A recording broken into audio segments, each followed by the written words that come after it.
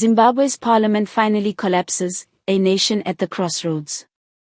In the heart of Harare, history has once again been written, not with celebration, but with shock, tension, and uncertainty. Zimbabwe's parliament, the very institution that once symbolized authority, governance, and the voice of the people, has now crumbled under the weight of political infighting and growing discontent. What was once seen as the central house of lawmaking has been brought to its knees, marking a dramatic moment that has left the entire nation watching with mixed emotions. Before I continue, if you are new to this channel, make sure you subscribe right now and stay tuned for more breaking news, political updates, and in-depth stories surrounding Zimbabwe, Africa, and the wider global stage. By subscribing, you join a community that seeks the truth behind the headlines, and I promise, you won't miss a single development. The collapse of Zimbabwe's parliament did not come as a surprise to many observers. For months, warning signs were clear: heated exchanges during sessions, boycotts by lawmakers, and whispers of deep mistrust between political factions. Analysts had warned that without urgent reforms, the legislature would lose its relevance and authority. Today, those warnings have come to life in a way no one could have imagined. Inside the chamber, chaos replaced order. Members from both ruling and opposition sides pointed fingers at one another, each blaming the other for years of dysfunction, corruption, and failure to represent the people effectively. What began as a heated debate quickly spiraled into an unstoppable storm of disagreements, until it reached the breaking point, the official collapse of parliament. For ordinary Zimbabweans, this is not just the fall of an institution, it is a mirror of their daily struggles and frustrations. As citizens look on, the big question now is, what happens next? Without a functioning parliament, who takes charge of passing laws, approving budgets, and holding leaders accountable?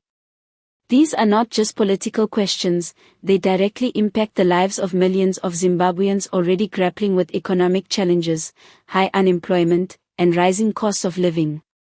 The absence of parliament places the nation in a dangerous vacuum of uncertainty. Some political commentators argue that this collapse could open doors for renewal and fresh leadership. They believe the old parliament had become nothing more than a stage for political theatrics, where promises were made but never delivered.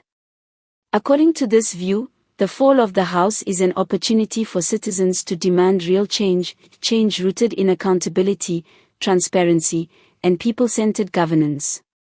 But others warn that such a collapse may leave Zimbabwe exposed to deeper instability, especially if competing power centers rush to fill the gap. International attention has now turned towards Harare. Regional organizations, neighboring countries, and global observers are closely monitoring events, worried that instability in Zimbabwe could spill over to the wider southern African region. Pressure is mounting for leaders to step in quickly and restore some form of order before the situation gets worse. Back at home, the people of Zimbabwe are the ones carrying the heaviest burden. Many are voicing their frustrations on social media, community gatherings, and even in the streets. To them, Parliament's collapse is symbolic of a leadership crisis that has gone unchecked for too long. It is not just about politicians shouting at each other in a building, it is about the lack of effective solutions to the pressing problems facing the nation. As we draw near the conclusion of this breaking story, let me remind you once more, if you haven't yet, please subscribe to this channel so you don't miss upcoming updates. We will continue following this developing crisis, giving you all the facts, analysis, and unfolding drama surrounding Zimbabwe's parliament collapse. The future of Zimbabwe now hangs in the balance. Will this shocking collapse be the spark that ignites true change and reforms? Or will it sink the nation further into division and uncertainty? Only time will tell. But one thing is clear, Zimbabwe has reached a turning point, and history will remember this day as the moment when the parliament that once stood as the voice of the people finally fell.